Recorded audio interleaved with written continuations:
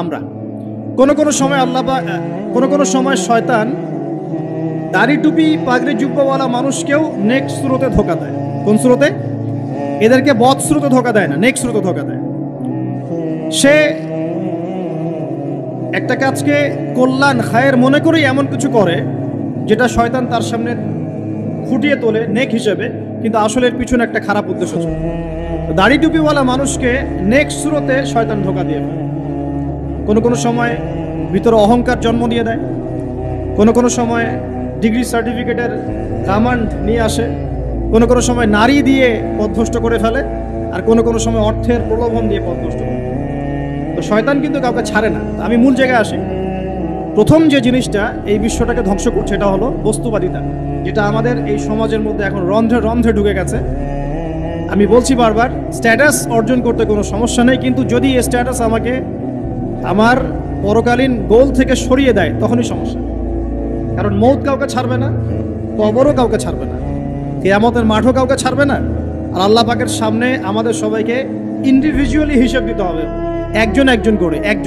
এমন নয় 10 জন আসবে, তারপর 10 জন, তারপর 10 জন। নো, আব্দুল্লাহ তুমি আসো, আব্দুর রহমান তুমি আসো, এই মুহাম্মদ তুমি আসো, এই দাউদ তুমি আসো, একজন একজন। সো এই জিনিসটা যদি আমার মাথায় থাকে তাহলে আমি কিন্তু বস্তুবাদী হতে পারবো না। আমি বলছি দুনিয়া আমার প্রয়োজন। আল্লাহ পাক কি বলেছেন? এই দুনিয়া হচ্ছে সিজনুল লিল মুমিন। নবীজি বলছেন আর দুনিয়া সিজনুল লিল মুমিন। দুনিয়া মুমিনদের জন্য কারাগার। কারাগার মানে যেখানে আমি স্বতন্ত্র স্বাধীন নই। এখানে প্রশাসন অনেক ভাই বোন আছেন, তারা জানেন কারাগার কি জিনিস, আর যারা 2-1 বার যাওয়া আসা করেছে ওরা জানে কি জিনিস। এখানে আপনার কোনো ব্যক্তি স্বাধীনতা নাই। আপনি আপনার ইস্তেঞ্জা করবেন, শিশি যেতে পারবেন না, আপনি পারমিশন নিতে হবে, তারা নিয়ে যাবে, তারপরে যেতে পারবেন, তাও হ্যান্ডকাপ পরিয়ে। দুনিয়া সিজনুল লিল মুমিন, দুনিয়া মুমিনদের কারাগার। এখানে আপনি খেতে পারবেন না, খাবার আসবে তারপর খাবেন। ঘুমাতে পারবেন না, যখন ঘুমানোর আদেশ দিবে তখন ঘুমাতে পারবেন, তাও কতক্ষণ ঘুমাবেন তাও ফিক্স করা। মানে কারাগার মানে কি? যেখানে আপনার ব্যক্তি স্বাধীনতা চলে না, যেখানে আমি চলবো একটা সিস্টেমের আওতায়। এখন নবীজি বলছেন দুনিয়াটাই হচ্ছে কারাগার। আর এই দুনিয়ায় কেমন করে আমি প্রবৃত্তির দাসত্ব করতে পারি? কেমন করে আমি আল্লাহকে ভুলে নামাজ বাদ দিতে পারি? কেমন করে জাকাত সেই কবে ফরজ হয়েছে, মিল ইন্ডাস্ট্রিজ ফ্যাক্টরিজ করেছি, জাকাত দেই না। রমজান মাস যায় আসে, রোজাও রাখি না, তারাবি পড়তে পারি না। কোরআন আমার সামনে মানুষ তেলাওয়াত করে, কোরআন আমার ঘরে পড়ে আছে, শেলফের উপরে ধুলাও আছে, শেলফের উপরে কোরআন ধুলাওয়ালা, ধুলো মাখা।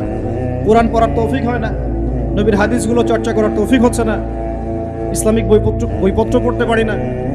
এই কারাগারের জীবনে বসি আমি একটা মেয়ের পিছনে দৌড়াচ্ছি, মাদক খাচ্ছি, জেনা করছি, কোনো সময় ধর্ষণ করছি, কোনো সময় সুদ খাচ্ছি, ঘুষ খাচ্ছি, দুর্নীতি করছি। এই কারাগারের জীবনে বসি, যেখানে আমার কোনো ব্যক্তি স্বাধীনতা নাই। তাহলে কারাগারের জীবনের মেয়াদ যখন শেষ হবে, যখন তাকে এখান থেকে বের করে নিয়ে আসা হবে, অর্থাৎ মৃত্যু, তখন তার সাথে কিরকম রিমান্ডে আচরণ করা হবে এটা ভালো করে বুঝে নেন। নবীজি বলছেন আদ দুনিয়া সিজনুল লিল মুমিন ওয়াল জান্নাতু লিল কাফির। কাফেরদের